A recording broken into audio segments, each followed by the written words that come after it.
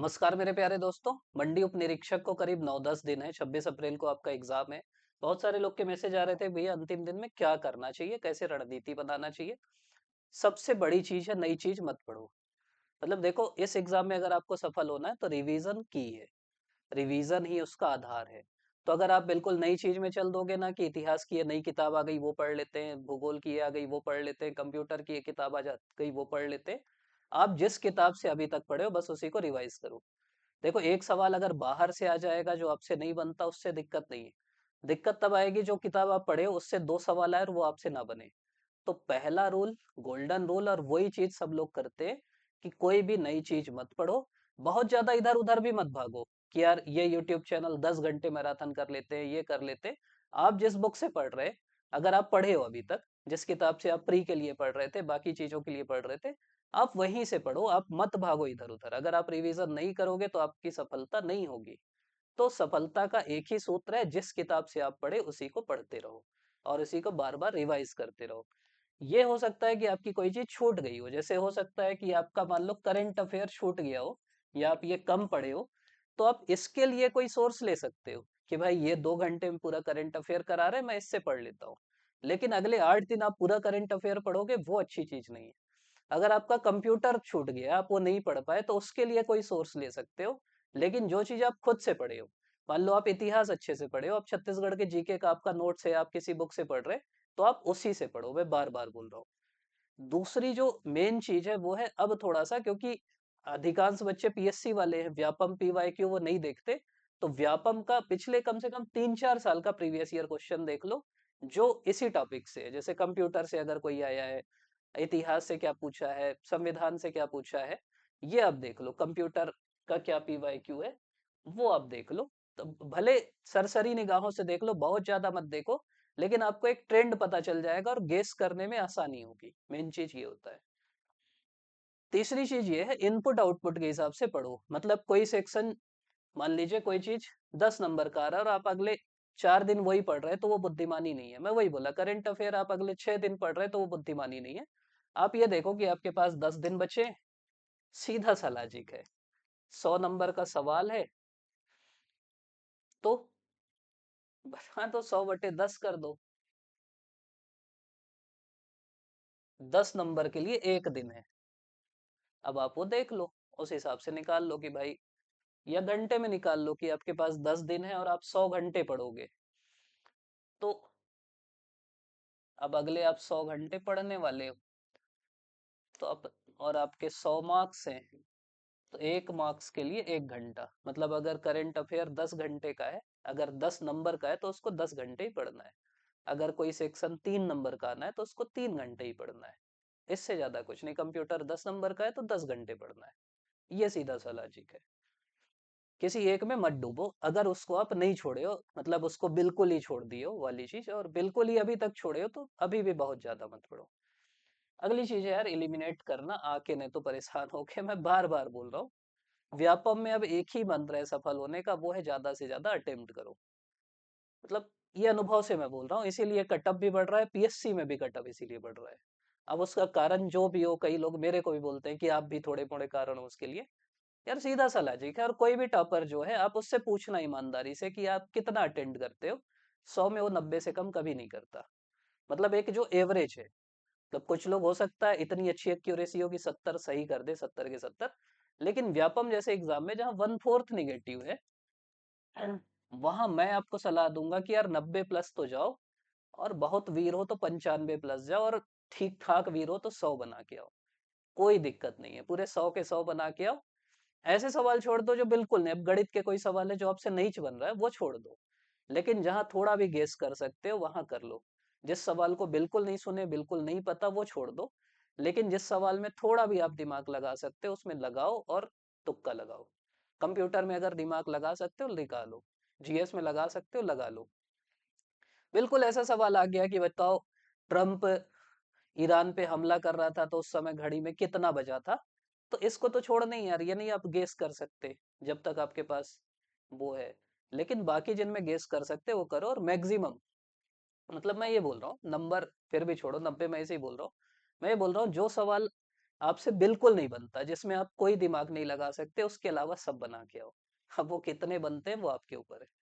और exam hall में eliminate करो, गेस करो। एलिमिनेट मतलब आप ये देखो कि ये ऑप्शन नहीं हो सकता। कोई भी सवाल में ये मत सोचो कि ये तो मैं पढ़ा ही नहीं। ये सोचो कि भाई ये मेरे सामने सवाल आया, इसको मेरे को हल करना है कैसे भी करके। ये 4 ऑप्शन है, इन्हीं में से एक उत्तर है। इससे बड़ी चीज आपके लिए क्या होगी, इससे अच्छी चीज कि ये 4 में से एक उत्तर है। अब आप हटाते जाओ कि ये तो नहीं हो सकता, ये 3 में एक हो सकता है, टिक मार दो, कोई दिक्कत नहीं। और 2 अगर हटा दिए तब तो मार के ही आना है, छोड़ना ही नहीं है।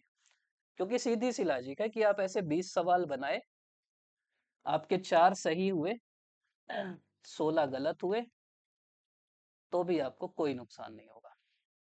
तो इतनी खराब स्थिति तो नहीं आएगी कि 4 से भी कम सही हो, मतलब 3 सही हो और 17 गलत हो। इतनी खराब स्थिति किसी की नहीं रहती अगर कोई सीरियस पढ़ रहा है।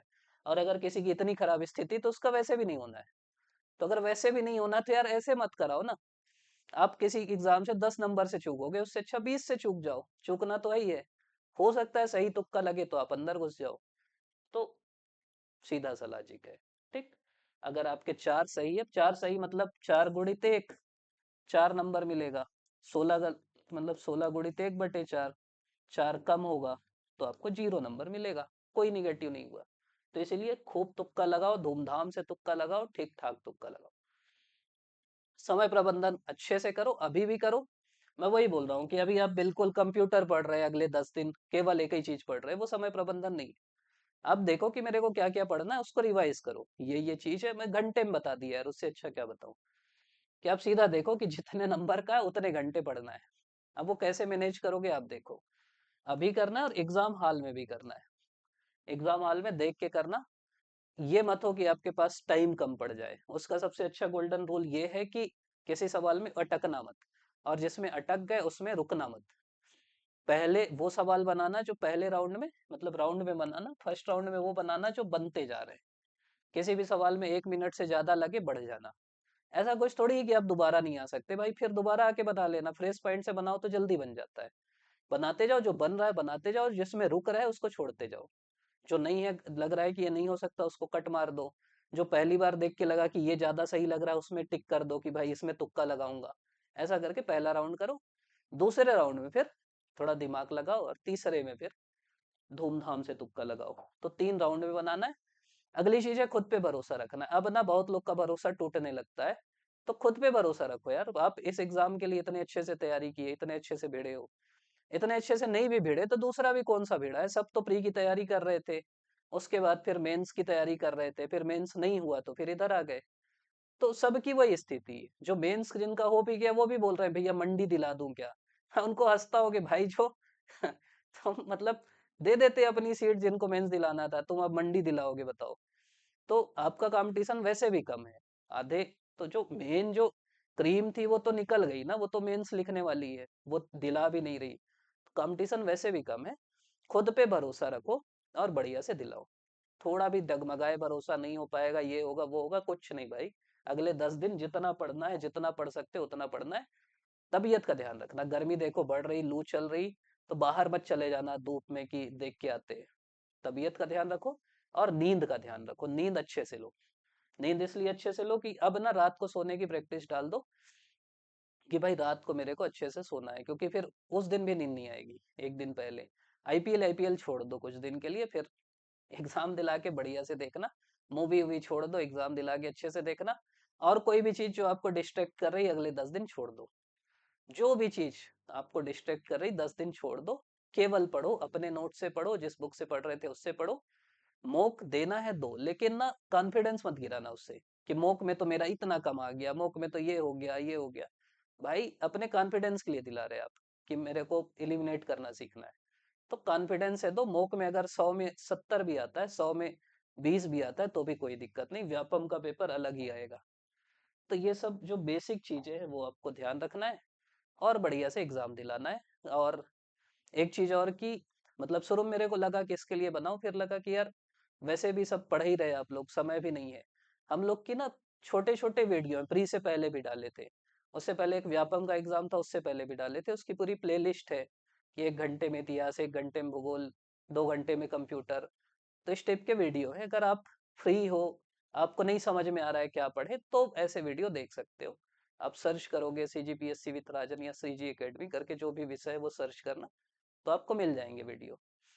30 मिनट में छत्तीसगढ़ का इतिहास, ऐसे ऐसे कई वीडियो है, तो वो जो आपके काम का है वो आप देख सकते हो। और अगर आपको लग रहा है कि भैया ये वीडियो बना दो, ये नहीं हो पा रहा है हमसे, तो बताना, तो मैं कोशिश करूंगा। मैं बस ये चाह रहा हूँ कि आप जो पढ़ रहे हैं ना वही पढ़ते रहो, ज्यादा इधर उधर मत जाओ। इसलिए वीडियो नहीं बना रहे हैं। और दूसरा, मेंस वाले भी पीछे पड़े हैं, तो उनका भी बना रहे हैं। फिर भी अगर आपको ऐसा कुछ लग रहा है कि भैया ये कहीं से नहीं पढ़ पाए, इसका बना दो, तो कमेंट करना। अगर हो पाएगा संभव तो बनाएंगे। और अच्छे से पढ़ो, खूब अच्छे से पढ़ो, धूमधाम से पढ़ो, अच्छे से रिवीजन करो, अपने ऊपर भरोसा रखो, और आपका होगा सिलेक्शन। ये भरोसे से एग्जाम दिलाओ। खूब अच्छे से सवाल बनाना, हर सवाल ध्यान से पढ़ना, सवाल ध्यान से पढ़ के फिर जो नहीं हो सकता उसको हटा देना कि ये ऑप्शन नहीं हो सकता, और धूमधाम से तुक्का लगाना। मैं फिर से बोल रहा हूँ, और ये नहीं करोगे तो फिर बाद में पछताओगे। फिर बोलोगे भैया फिर तुम कटअप बढ़ा दिए। कम से कम 90 बना के आना। अभी भी मैं कई लोग से बात किया जो व्यापम में टॉप किए, पीएससी के कुछ वनडे एग्जाम में टॉप किए, 90% लोग 95 से ज्यादा बना के आते हैं। तो भाई फिर वो 10% तो आप हो भी नहीं ना, इतनी एक्यूरेसी तो आपकी है भी नहीं। तो धूमधाम से बना के आओ, तुक्का लगा के आओ। जय श्री राम, जय श्री राम, जो बोलना है वो बोल के आओ। मतलब लॉजिकल तुक्का, वो वाला तुक्का नहीं कि अक्कड़ बक्कड़ बम्बे बू वाला नहीं। जिस सवाल में कुछ क्लू नहीं है उसके अलावा बाकी सबको बना के आओ, ये मैं बोल रहा हूँ। अब कोई गणित का सवाल है जो भाई कुछ बन ही नहीं रहा है तुमसे, उसमें क्यों तुक्का लगाओगे? लेकिन जिसमें क्लू है उसमें लगा के आओ, और बढ़िया से बनाओ। आप लोग अभी तक देख रहे हैं उसके लिए बहुत बहुत धन्यवाद, और ऑल द बेस्ट आप सभी को।